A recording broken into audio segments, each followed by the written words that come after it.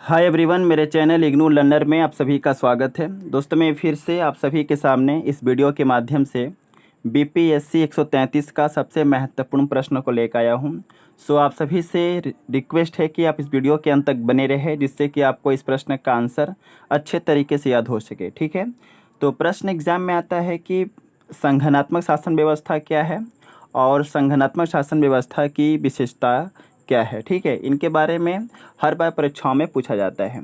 तो सबसे पहले हम जानेंगे कि आखिरकार संगठनात्मक शासन व्यवस्था किसे कहते हैं। ठीक है, तो बहुत ही सुंदर तरीके से सबसे पहले आपको हेडिंग देना है और हेडिंग के तौर पे आपको लिखना है संगठनात्मक शासन व्यवस्था। इसके अंतर्गत आप यह लिखेंगे कि संगठनात्मक शासन व्यवस्था जो है एक ऐसी शासन व्यवस्था है जिसमें देश का संचालन केंद्रीय सरकार और देश के छोटे छोटे राज्य संघ के रूप में सम्मिलित होकर अर्थात शामिल होकर के देश की शासन व्यवस्था का संचालन करते हैं। समझ गए?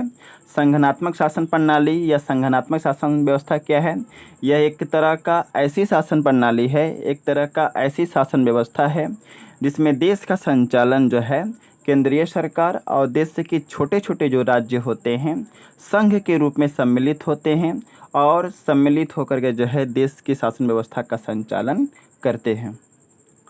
दूसरे शब्दों में हम ये कह सकते हैं कि इस तरह की शासन व्यवस्था में जो संपूर्ण शक्तियां होती हैं, जो संपूर्ण पावर होता है, वह संविधान के द्वारा केंद्रीय सरकार और संघ के बीच में विभाजित कर दी जाती है। ठीक है, तो यह रहा डिफिनेशन संगठनात्मक शासन व्यवस्था का। अब आपको पैराग्राफ चेंज करके लिखना है कि संगठनात्मक शासन व्यवस्था के निम्नलिखित विशेषताएं पाई जाती हैं, जिसका व्याख्या हम निम्न संदर्भ में कर सकते हैं, जो इस प्रकार है। ठीक है, अब हम इनकी विशेषताओं को पॉइंट वाइज लिखेंगे और जब भी इस तरह का प्रश्न आता है तो आप पॉइंट वाइज लिखिए, हेडिंग वाइज सभी प्रश्नों का आंसर लिखिए, क्योंकि इग्नू में क्या होता है कि सभी प्रश्नों का आंसर अगर आप पॉइंट वाइज नहीं लिखते हैं तो आंसर आपको अच्छा नहीं दिया जाता है। तो सबसे पहला विशेषता संगठनात्मक शासन प्रणाली का यह है कि इस तरह की शासन प्रणाली का जो संविधान होता है ना, वह लिखित होता है।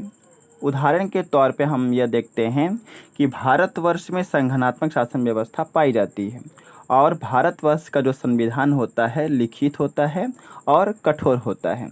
ठीक है, तो यह रहा सबसे पहला संगठनात्मक शासन प्रणाली का विशेषता कि इस तरह की शासन प्रणाली का जो संविधान होता है वह कठोर होता है और लिखित होता है। दूसरा नंबर पॉइंट में आपको लिखना है कि संगठनात्मक शासन व्यवस्था का दूसरा सबसे महत्वपूर्ण विशेषता हम यह देखते हैं कि जिस देश में संगठनात्मक शासन व्यवस्था पाई जाती है उस देश में शासन की संपूर्ण शक्तियों का जो विभाजन है केंद्र सरकार और राज्य सरकार के हाथों में निहित होता है और इसके साथ साथ जितने भी प्रशासनिक संबंधित कार्य होते हैं वह सभी के सभी कार्य केंद्र सरकार और राज्य सरकार जो कि संघ के रूप में होता है मिल कर के काम करते हैं। समझ गए? तीसरा नंबर पॉइंट में आपको लिखना है कि संगठनात्मक शासन व्यवस्था का सबसे महत्वपूर्ण विशेषता यह है कि जिस देश में जो है इस तरह की शासन प्रणाली लागू है, ठीक है, वहाँ का संविधान कठोर होता है और संविधान कठोर होने के कारण ही संविधान में जो संशोधन की प्रक्रिया होती है वह काफ़ी कठिन होती है। समझ गए? यानी कि जिस देश में संगठनात्मक शासन व्यवस्था है वहाँ संविधान जो है कठोर होता है और संविधान के कठोरता के कारण ही वहाँ पर संशोधन की प्रक्रिया जो है काफ़ी जटिल होती है। फोर्थ नंबर पॉइंट में आपको लिखना है कि संगठनात्मक शासन व्यवस्था जिस देश में पाई जाती है वहाँ उस देश के नागरिकों को दोहरी नागरिकता दी जाती है। सबसे पहले एक तरफ इकाई क्षेत्र की नागरिकता लोगों को मिलती है और दूसरी तरफ संघ क्षेत्र की नागरिकता लोगों को मिलती है। ठीक है, फिफ्थ नंबर पॉइंट में आपको लिखना है कि संगठनात्मक शासन व्यवस्था का दूसरा सबसे महत्वपूर्ण विशेषता यह होता है कि इस तरह की शासन व्यवस्था में संविधान को सबसे सर्वोच्च माना जाता है और संविधान के सर्वोच्चता के होने के कारण ही राज्य सरकार और केंद्र सरकार जो है दोनों संविधान के नियमों के अनुसार देश का संचालन करते हैं। 6 नंबर पॉइंट में आपको लिखना है कि जैसा कि हम जानते हैं कि संगठनात्मक शासन व्यवस्था में संविधान जो होता है कठोर होता है और लिखित होता है। संविधान की कठोरता के कारण ही केंद्र सरकार जो है और राज्य सरकार जो है इसमें अपनी मनमानी नहीं कर सकते हैं। इसलिए उन्हें सभी के सभी कार्य जो है संविधान के नियमों के अनुसार संपन्न करना होता है। क्या समझे? जिस देश में संगठनात्मक शासन व्यवस्था है वहाँ का संविधान जो होता है काफ़ी कठोर होता है, लिखित होता है और इस तरह की और संविधान के कठोर और लिखित होने के कारण ही केंद्र सरकार जो है और राज्य सरकार जो है इसमें अपना मनमानी नहीं कर सकता है। दोनों को अपने नियमों के अनुसार अपने संविधान की अकॉर्डिंगली जो है सभी प्रशासनिक कार्य को करना पड़ता है। 7 नंबर पॉइंट में आपको लिखना है कि संगठनात्मक शासन व्यवस्था में न्यायालय की सर्वोच्चता देखी जाती है और यहाँ के न्यायालय की सर्वोच्चता होने के कारण ही राज्य सरकार और केंद्र सरकार में किसी भी प्रकार का अगर संवैधानिक मतभेद उत्पन्न होता है तो ऐसे में न्यायालय ही उन सभी समस्याओं का समाधान करने में सक्षम होता है। ठीक है। 8 नंबर पॉइंट में आपको लिखना है कि संगठनात्मक शासन प्रणाली में द्वैध पद्धति देखा जाता है, अर्थात इसमें एक सरकार केंद्र स्तर पर होता है और दूसरी सरकार जो है राज्य स्तर पर होता है, लेकिन दोनों सरकार ही संवैधानिक नियमों का पालन करते हुए शासन की सभी कार्यों को अंजाम देती है।